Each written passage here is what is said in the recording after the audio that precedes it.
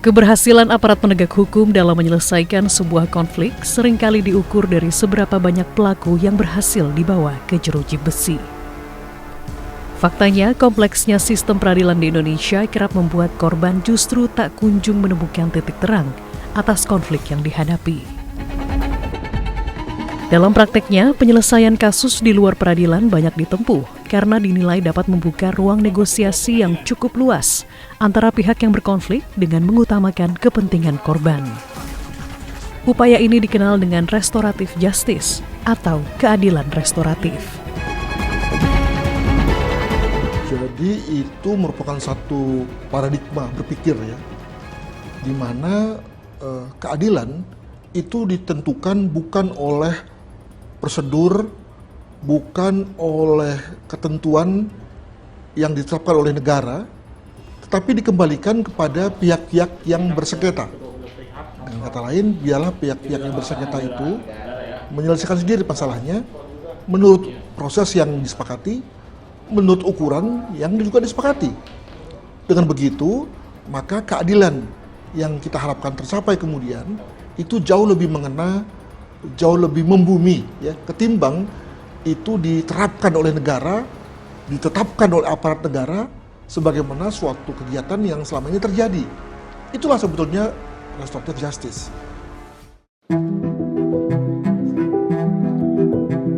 Jika sebelumnya jalur restoratif merupakan upaya penyelesaian konflik secara informal di luar jalur peradilan semata, kini keadilan restoratif telah tertuang dalam Perpol nomor 8 tahun 2021 tentang penanganan tindak pidana berdasarkan keadilan restoratif.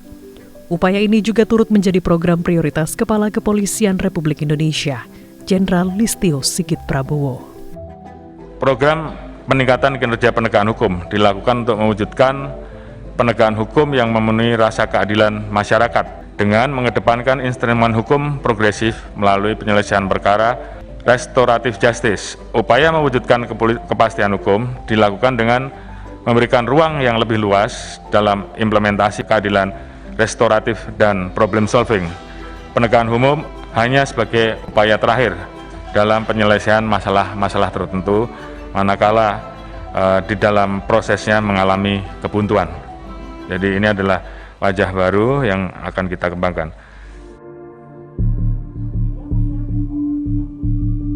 Meski mengedepankan kepentingan korban, tidak semua konflik dapat diselesaikan menggunakan keadilan restoratif.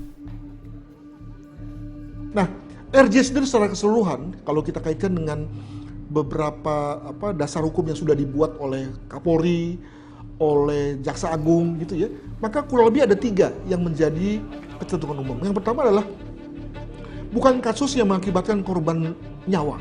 Ya, jadi dengan kata lain, bunuh itu udah jelas nggak mungkin lah, gitu ya. Korban yang di mana korban serius seperti perkosa misalnya itu tidak mungkin misalnya di RJ-kan. Yang kedua juga menunjukkan adanya niat baik dari dari pelaku. Ya. Niat baik ini bukan hanya sekedar saya tobat gitu, tapi bahwa memang ada track record gitu ya. Dan yang ketiga adalah bahwa yang paling penting adalah kesediaan dari korban untuk kemudian mengakhiri kasusnya dengan cara non penal. Pada 100 hari pertama kebijakan ini berlaku di kepolisian, sebanyak 1.864 kasus berhasil diselesaikan melalui jalur restoratif. Angka ini terus meningkat setiap tahunnya. Pada tahun 2023 lalu, tercatat ada sebanyak 18.175 kasus yang diselesaikan dengan prinsip keadilan restoratif, dari total 288.472 angka tindak kejahatan. Kepolisian pun terus mengedukasi aparatnya untuk memahami keadilan restoratif secara komprehensif.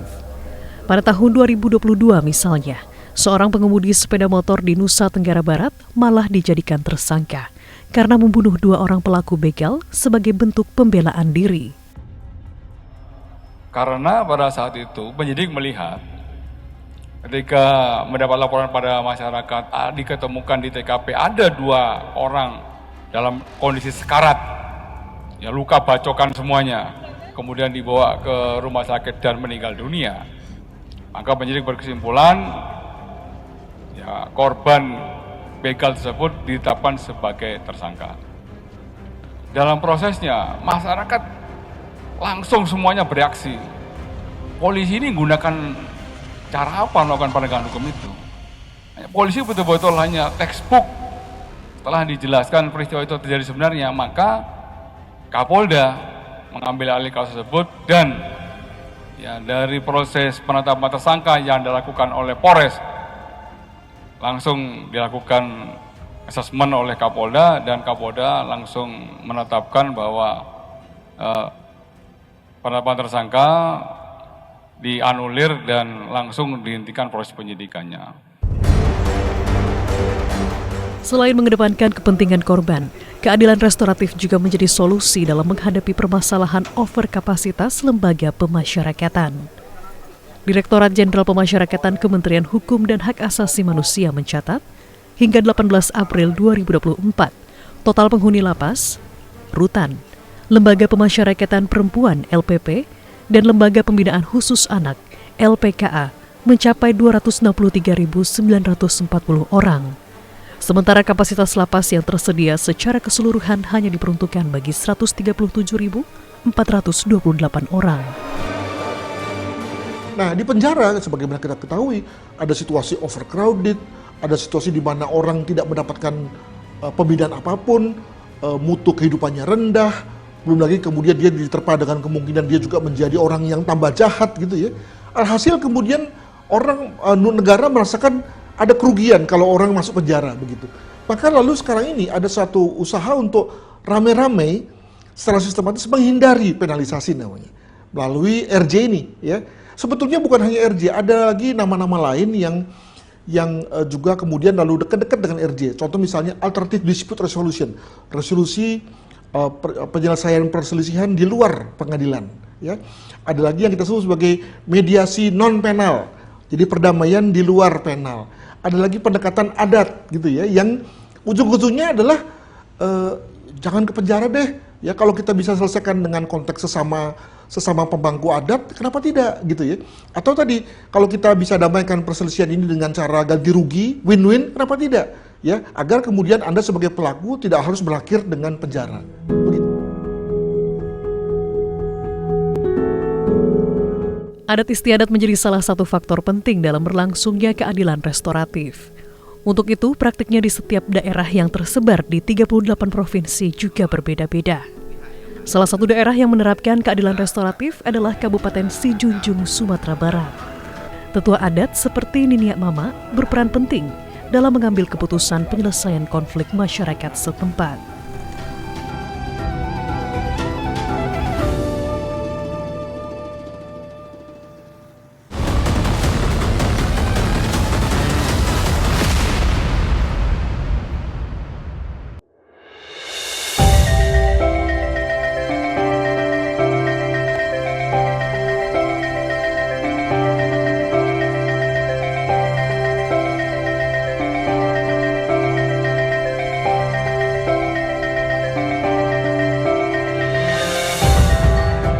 Salah satu wilayah di Indonesia yang menerapkan penyelesaian konflik melalui jalur keadilan restoratif adalah Sumatera Barat. Keadilan restoratif di Sumatera Barat bahkan sudah dilembagakan dalam sebuah lembaga adat bernama Kerapatan Adat Nagari. Seperti yang ada di Nagari Sijunjung, Kabupaten Sijunjung, Sumatera Barat misalnya. Wali Nagari Sijunjung menilai penyelesaian kasus melalui jalur restoratif lebih efektif dan mampu mengakomodir harapan kedua pihak yang berkonflik. Karena kalau di tingkat pengadilan perdata itu tidak sesuai dengan ekspektasi yang kita harapkan. Karena pertama ketidakpengetahuan kita dengan hukum perdata ini. Kemudian yang kedua tentu kita harus warga kita harus memakai jasa pengacara. Nah, kalau kita di Nagari, itulah yang memudahkan kita. Yang ujungnya adalah tujuannya adalah bagaimana sepakat kedua belah pihak, baik terlapor maupun pelapor. Nah, itu tujuan kita menggunakan restorasi ini. Sehingga memang kedua belah pihak keluar dari kantor wali atau setelah penyelesaian itu sama-sama ketawa, sama-sama gembira dia menerima hasil yang telah mereka sepakati. Kerapatan Adat Nagari adalah lembaga musyawarah masyarakat Minangkabau yang sudah ada sejak masa Kesultanan Pagaruyung.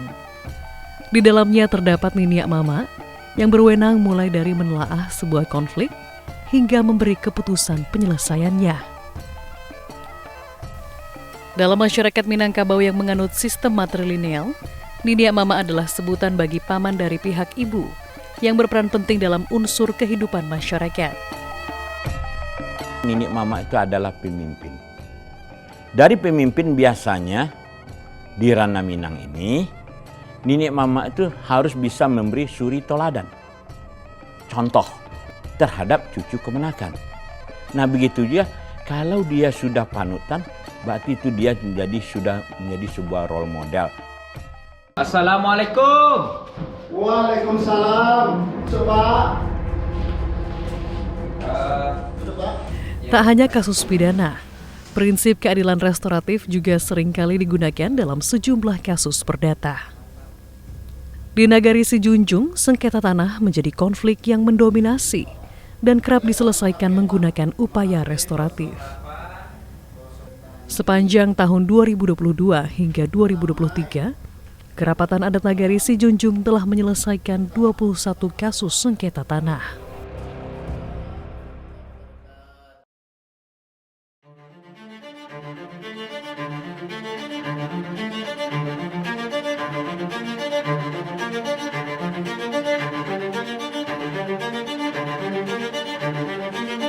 Status tanah di Nagari Sijunjung adalah tanah ulayat atau tanah bersama masyarakat adat setempat.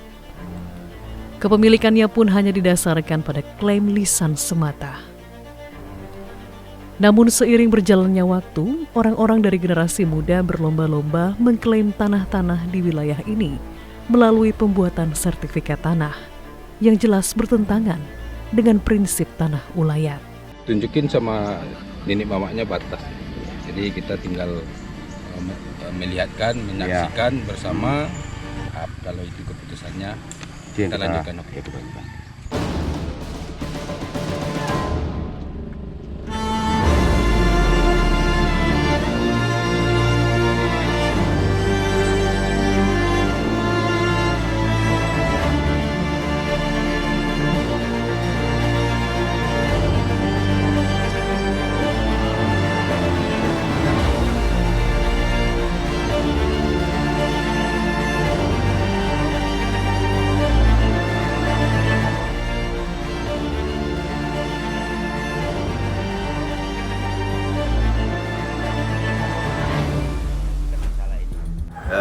Bagaimana sebenarnya status tanah yang telah dipagar batasnya oleh saudara Randa. Kalau dasarkan kami mempunyai tanah, Pak, mungkin gua bisa Pak cari dulu sudah kami, Pak. Kalau kecek si Randa mode itu Pak Li itu tak sesuai ya Pak nama Pak Li. Ya. Sobo sertifikat ambo tu lebih tua mungkin bisa dicolik apa? Ya. Tanggalnya. Ya. Kok masalah ini ceknya ini boy itulah keceknya mata. Ya. Dia tolong apa mana Pak Li kapan perlu turunan PPN kemari kan sama-sama dihukum. Ya. Mana nan lebih boneng sertifikat tu. Kau le tak babek buat sertifikat aku ah. Ya. Dalam proses mediasi yang dilakukan oleh Kerapatan Adat Nagari, pihak kepolisian turut hadir untuk mengawasi jalannya mediasi sekaligus menentukan apakah konflik yang terjadi dapat diselesaikan melalui prinsip keadilan restoratif atau tetap ditempuh melalui jalur hukum. Unsur Polri juga berperan penting untuk memastikan agar keputusan yang diambil tidak berlawanan dengan nilai-nilai hukum yang ada di Indonesia. Takut gak dibawa mati dan naga soalnya. Apa dia Randa kalau Randa bawa mati dan naga? Hah, Zul? Iya dah. Nah, itu. Makanya tak persoalan tanah aku dan kita pasongan. Jadi beko sama-sama kita uku, kami uku sama boe beko. Pokok si Al da ugi, Randa da ugi sama-sama berlabuh itu risiko. Jadi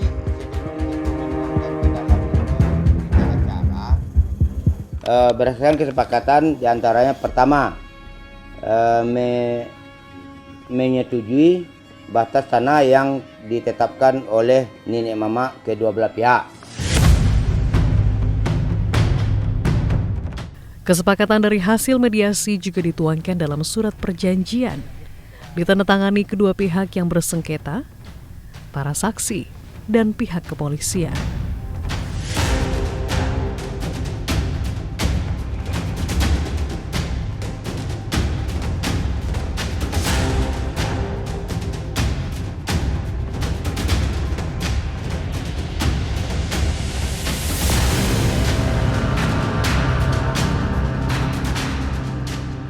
Karena kesepakatan telah lahir, maka untuk kedua belah pihak jangan ingkar dengan surat pernyataan ini dan bersama-sama kita kawal.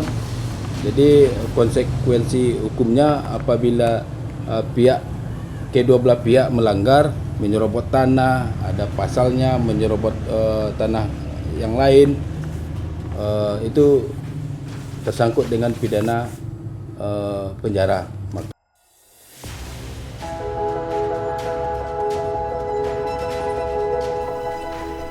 Dalam kasus sengketa tanah, setelah mediasi usai, seluruh pihak yang hadir akan meninjau langsung lokasi yang disengketakan untuk menentukan batas-batas tanah yang telah disepakati dalam proses mediasi.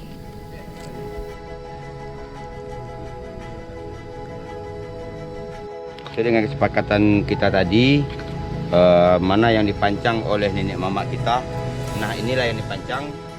Penyelesaian masalah dengan prinsip keadilan restoratif kian masif dilakukan oleh kerapatan adat Nagari dan wali Nagari Sijunjung bersama Polsek setempat. Terlebih, sejak dikeluarkannya Peraturan Kepolisian Negara Republik Indonesia Nomor 8 Tahun 2021 tentang penanganan tindak pidana berdasarkan keadilan restoratif.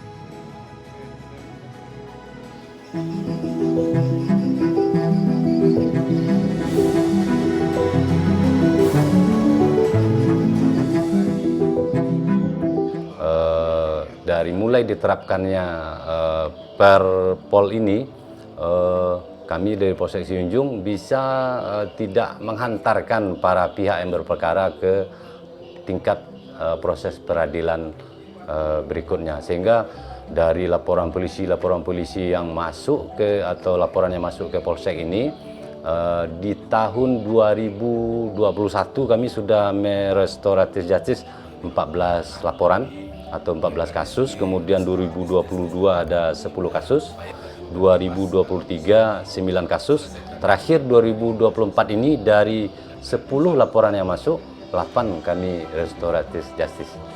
Dari sekian permasalahan yang dilaporkan ke Polsek Sijunjung ini, alhamdulillah dengan masukan dari informasi yang kami dapatkan dari pemerintah Nagari maupun dari pihak pemangku adat, hampir secara keseluruhan dapat diselesaikan secara kekeluargaan, sehingga kedua belah pihak tidak perlu meningkat ke jenjang hukum yang lebih lanjut sampai ke kejaksaan maupun ke pengadilan.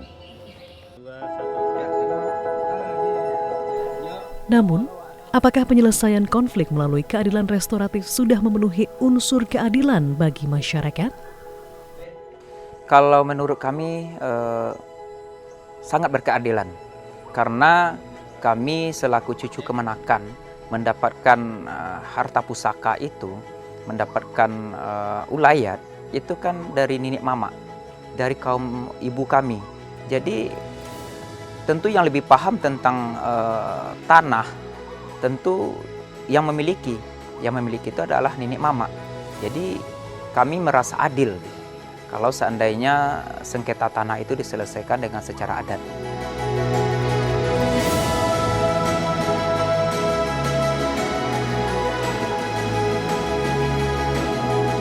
Kultur musyawarah dan mufakat yang merupakan inti dari keadilan restoratif sudah menjadi identitas masyarakat Nusantara sejak turun-temurun.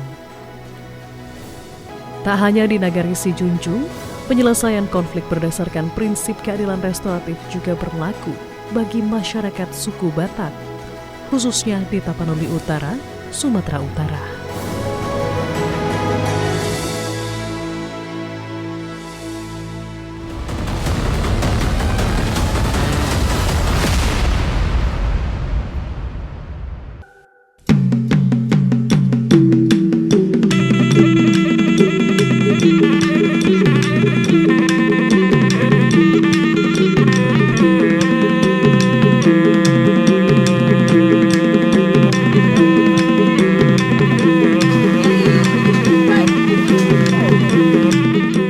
Jika di Sumatera Barat praktik keadilan restoratif ada di bawah wewenang Kerapatan Adat Nagari, maka di Tapanuli Utara, Sumatera Utara terdapat falsafah Dalihan Natolu yang menjadi tonggak praktik keadilan restoratif.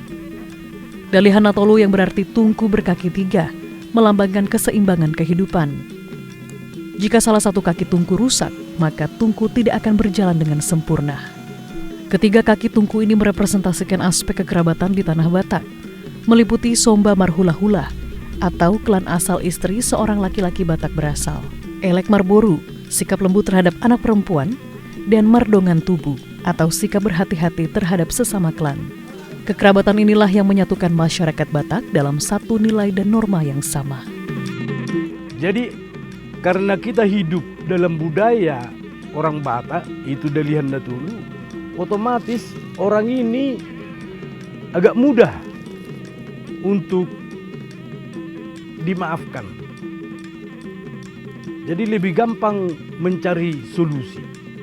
Kita hadapkan orang ini yang punya persoalan ini dengan petua nenek moyang kita dulu. Yang kedua, kalau kita gambarkan resikonya, sanksinya apabila berkelanjutan berhadapan dengan hukum, orang ini juga ada rasa perla gitu, ada rasa memaafkan.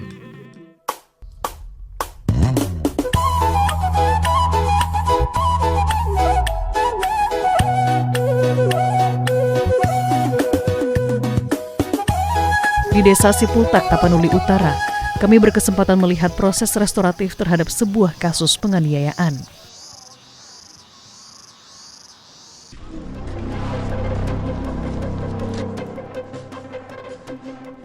Dalam proses mediasi, tampak Babin Kamtibmas, kepala desa, dan 3 orang tetua adat Dalihan Natolu. Salah satu petua nenek moyang kita dikatakan di sana bahwa dangadong hau nama si jonokan dang masiososan. Artinya biasa dong. Hau nama masiososan, nama jonok masiososan. Terkait persoalan kalian berdua. Kalian abang beradik. Di dalam kekeluargaan biasa persoalan timbul. Tapi yang dituntut bagi kita semua, kita harus mampu memahami persoalan dan menyelesaikan persoalan. Kalau perdamaian ini sekarang saya terima. Kenapa? Ke depan masyarakat desa Sipultak tidak sembrono berbuat.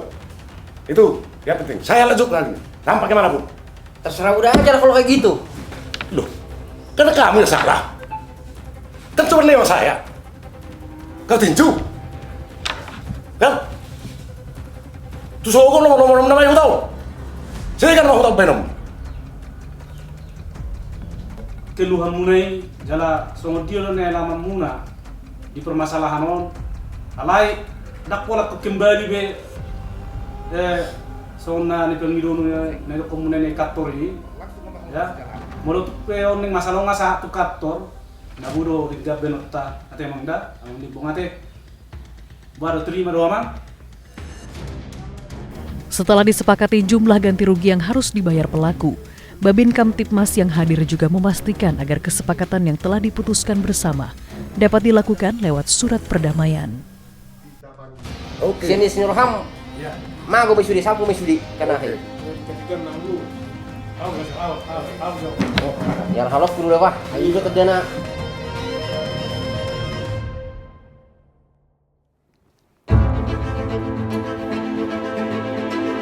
Tingkat restoratif di Tapanuli ini cukup meninggi karena itu merupakan suatu penyelesaian masalah di tingkat desa yang dilaksanakan oleh Dalihan Natolu yang merupakan tokoh adat bersama dengan Kepala Desa dan Babin Kamtibmas.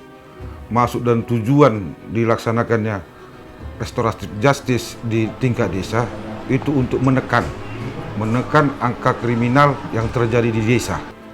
Dan kedua, untuk menjaga kekompakan, keakraban masyarakat di desa. Adapun kasus yang berhasil diselesaikan melalui keadilan restoratif di Tapanuli Utara mencapai kurang lebih 65 kasus tindak pidana ringan yang didominasi oleh kasus penganiayaan. Kebanyakan yang kasus-kasus yang kita laksanakan di restoratif justice ini kasus penganiayaan, kasus penghinaan, kasus-kasus ringan, ribut tetangga sama tetangga gara-gara anak kita selesaikan. Baik inti di desa kita selesaikan, baru ataupun kalau sudah sampai laporan ke Polres, ke kantor ke polisi, kita laksanakan restoratif justice di kantor polisi. Keadilan restoratif atau restoratif justice hadir untuk merubah paradigma hukum yang selesai pada tahap penghukuman pelaku tanpa melihat kondisi korban pasca tindak kejahatan dilakukan. Sinergi antara masyarakat, kepolisian, dan agen-agen peradilan lainnya diperlukan untuk mewujudkan sistem keadilan restoratif yang bermanfaat bagi seluruh lapisan masyarakat di Indonesia.